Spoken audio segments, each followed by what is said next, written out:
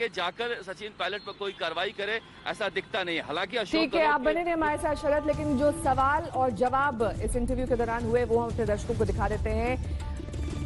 आप अशोक गहलोत से क्यों नाराज हैं, इस पर सचिन पायलट ने जवाब दिया कि मैं उनसे नाराज नहीं हूं, मैंने कोई खास ताकत की मांग नहीं की थी, मैंने बस इतनी मांग की थी कि जो जनता है उनकी जो जरूरतें हैं उस पर ध्यान दिया जाए। मैं सिर्फ ये चाहता था कि राजस्थान सरकार जनता से किए वादों को पूरा करे।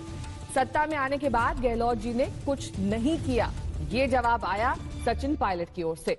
अब आपको दूसरा सवाल दिखा देते हैं, रूठने की जगह आपने पार्टी में मुद्दा क्यों नहीं उठाया?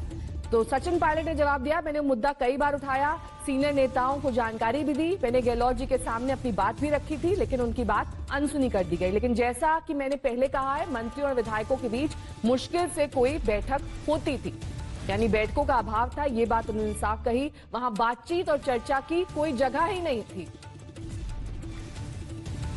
मंत्री पद गंवाने के बाद पायलट का ये पहला इंटरव्यू हम आपको दिखा रहे हैं। उन्होंने कहा कि कई बार मुद्दों को उठाने की कोशिश की गई, लेकिन कोई सुनवाई नहीं होती थी अशोक गहलोत की सरकार में। अन्य सीनियर नेताओं को भी जानकारी मैंने दी, लेकिन गहलोत जी के सामने कई बार मैंने अपना पक्ष रखा और उन्होंने कोई मीटिंग, कोई सुनवाई नहीं की। बातचीत और चर्चा की वहां कोई जगह नहीं थी, ये सचिन पायलट का जवाब था कि रूठने की जगह आखिरकार आपने पार्टी में ही मुद्दा क्यों नहीं उठाया। ये तमाम बातें इस एक्सक्लूसिव इंटरव्यू में कही गई हैं जो कि इंडिया टुडे मैगजीन को दिया गया है।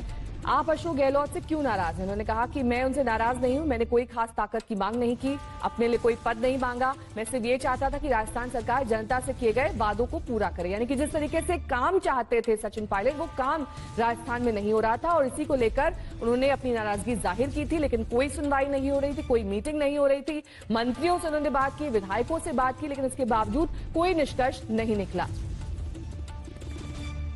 अधिकारियों को आदेश दिए गए कि वो मेरे आदेशों को ना माने, यानी कि सचिन पायलट को एक तरीके से दबाने की कोशिश की गई, उनकी आवाज को सुना नहीं गया। कई बार मुद्दों को उठाया मैंने, राजस्थान कांग्रेस के प्रभारी अविनाश पांडे जी के सामने, अन्य सीनियर नेताओं के सामने जानकारी मैंने दी, मैंने गहलोत जी के सामने भी अपनी बात रखी, लेकिन कभी इस बारे में चर्चा और विमर्श नहीं किया गया। लेकिन जैसा कि मैंने कहा, मंत्रियों और विधायकों के बीच मुश्किल से ही कोई बैठक होती थी।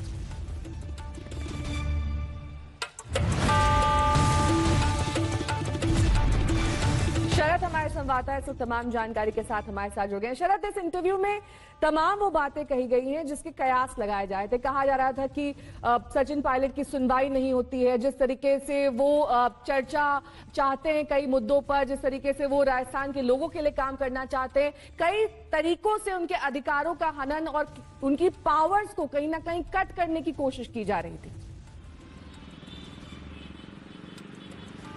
देखिए, उनकी सारी बातें सही है और लेकिन अशोक गहलोत दूसरी तरफ ये कह रहे हैं कि लगातार वो सार्वजनिक मंचों पर हमारी फजीहत कर रहे थे, चाहे कोटा में बच्चों के मरने का मामला हो, उन्होंने प्रेस कॉन्फ्रेंस जाकर अस्पताल में की और हमारी जिम्मेदारी हमारे सिर पर ठीकरा फोड़ा, विपक्ष को क्लीन चिट दी, चाहे वो बलात्कार हुआ